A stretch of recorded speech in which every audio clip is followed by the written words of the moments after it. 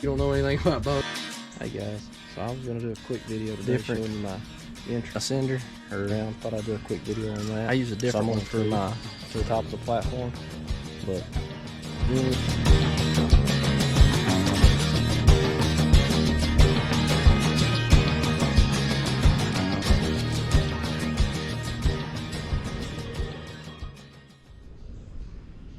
hey guys, I told you I was gonna get with you today and try to do a video on my homemade camera arm that I built. Like I said, I'm just getting into self-filming this year, and I've never really filmed anything hunting before other than with my cell phone, you know, videoing a few deer and stuff like that, but I've never actually filmed and tried to hunt and kill them at the same time. So my wife for Father's Day bought me this GoPro Hero 9 Black, and I really like it. It's got a bunch of cool settings. It's real good for filming these YouTube videos and stuff like that. And the 2.7K and some of the other, I mean, it'll film in like 4K or I think even 5K, I ain't sure. But I've been running some settings in like 2.7K and 60, maybe 60 frames per second, something like, I don't know. Anyway, I've been playing with the settings and I really like it. I like the way that it films and stuff like that. The only problem I have with it is you can't zoom. Like, you can't zoom way in. You can zoom, but I think it's a digital zoom and not a optical zoom, where a camera has an optical zoom lens that'll zoom way in on it. The digital zoom is basically just it's just a glorified crop, really. I mean, it just blows it up. But anyway, so I got that. That being said, I'm gonna put the GoPro on the stabilizer on the front of my bow, like I showed in the other video on my bow mounts for it. I'm gonna run it on the front of my stabilizer, and that's what I'll hunt with 90% of the time this season. But what I did was, my wife had this old Samsung camera, and it records in video and all that, and it's supposed to record in HD, and it's got a 26 times zoom on it. Like, you can zoom 26 times. Anyway, it's a 4.0 to 104 millimeter, whatever that means. I don't know squat about cameras. Like I said, I ain't no big, I don't even think it's not a very expensive camera. It was just one that she had laying around she wasn't using, that happens to record in video and all that, so I'm going to use it this year. And so this is what I came up with. So there's the camera. I've got this little homemade camera arm, and I use my tethered strap because I did the rope mod on my tethered platform, and so I had that tethered strap just laying in the garage of my toolbox. And so what I did was, I had some flat aluminum laying at the house. It's actually aluminum L brackets. They look like that, and so I just cut them. But so I used the flat aluminum, so it didn't weigh as much. I just rounded up, you know, whatever bolts I had at the house. They're not even the same, they're different. And I had some plastic spacers from something, I don't know. Put some nylon lock nuts on the bottom, keep them from backing off, loosening up.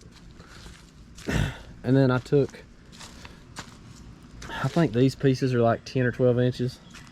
And I'm not even sure what the measurement is on this piece, but it just comes down like this, and then I bent 2 more pieces of that flat aluminum, put one on the top and one on the bottom. Now, I started off with just the one on the bottom and not this one, but without anything to brace the top, it just kept wanting to kick sideways off the tree. You could not get it.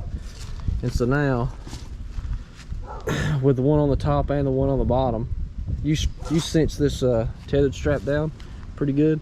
I mean, this joker's pretty stable. I mean, it's not fancy. It's not one of those fancy camera arms, you know, like you get somewhere that you buy, I'm sure, but it'll work.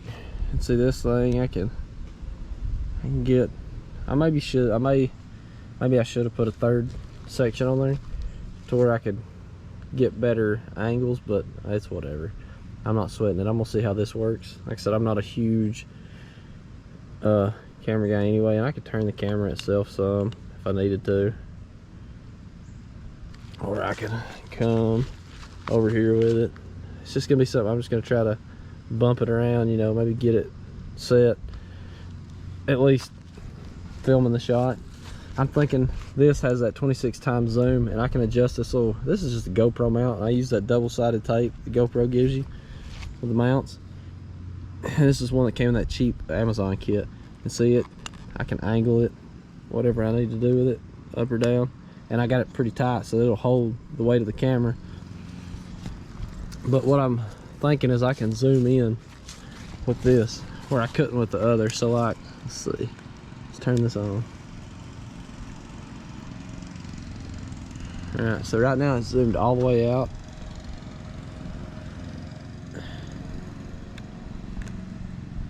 And this is way over there at my neighbor's. That's probably, I don't know, 60 or 70 yards right there to that tree. And then that's all the way in, and it zooms all the way back out. You can see how far that tree is, and see that same tree with the GoPro is right there, that big tree right there. So that's just, you'll never be able to see the shot with the arrow with the GoPro. Even, let's see here, even if you zoom in all the way, which on the settings that I've got it on, it'll only zoom like 1.4 times. That's nothing. Like, so I had the GoPro on the front of my bow. I had it on the front of my bow the other day, just out here shooting, and I was at 20. I shot a couple from 20, a couple from 30, and a couple from 40. Normally I'll never shoot over 30 yards in the woods. I'm not confident in the 40-yard shot.